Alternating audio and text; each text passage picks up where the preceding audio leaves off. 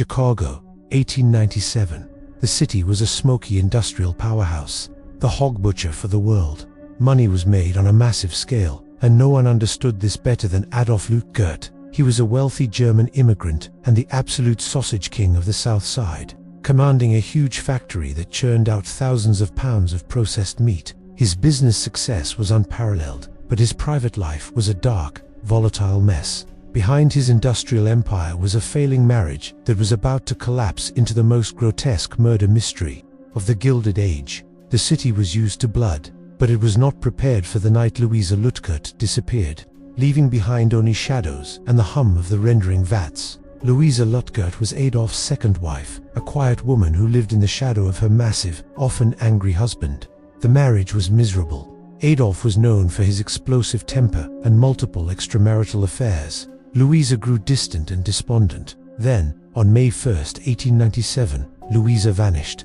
Adolf claimed she had simply walked out on him and the children, packing a bag and leaving no note. This was unusual, but in 1897, unhappy spouses sometimes did just that. For a time, the story held that Louisa was well liked, and her family and friends began to ask questions. Why did she leave her beloved son? Why hadn't anyone seen her leave? The questions were getting louder, and they were all pointing at the factory. Louisa's brother was not satisfied with Adolf's explanation and pushed the police to investigate. When detectives finally arrived at the massive Luetgert sausage factory, they focused their attention on the rendering plant, the heart of the operation where fat and animal carcasses were dissolved in high-pressure steam and harsh lye to make tallow. The foreman of the night shift reported something unusual. Adolf himself had ordered all other workers to stay out of that section on the night of Louisa's disappearance. It was highly unusual for the owner to manage the vats personally. Detectives drained one massive rendering tank, peering into the oily, dark sludge. What they found next would ignite a nationwide scandal. The search of the VAT's sludge was meticulously slow and disgusting. Amid the dissolved animal fat, they found minuscule, identifiable human remnants. They discovered a couple of tiny, charred bone fragments. Then, 2 gold wedding rings were found, heavily corroded by lye but still distinct. Crucially, they found human dental worker, few teeth embedded in a piece of jawbone. Medical examiners confirmed these were Louisa's remains. The conclusion was horrifying.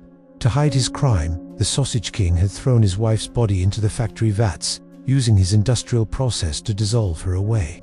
San Francisco had the Belfry Demon. Chicago now had the Sausage King. The trial in 1898 was the sensation of the decade. The prosecution argued that Adolf killed Louisa during a rage, perhaps after she confronted him about an affair, and used the factory's unique equipment to dispose of the evidence. Adolf's defense was desperate, claiming the human remains were plant contaminants and that Louisa was actually living in Indiana, hiding out from her angry husband. The evidence, though minimal in physical size, was massive in its horrifying implication.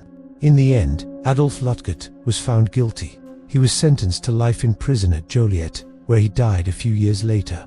The Sausage King had created an empire, but his most famous product would be the nightmare he created on the South Side. The Luetgert case was a landmark in forensic science and the use of circumstantial evidence. More importantly, it showed that even in an era of industrial progress and tremendous wealth, human nature could descend into primal depravity.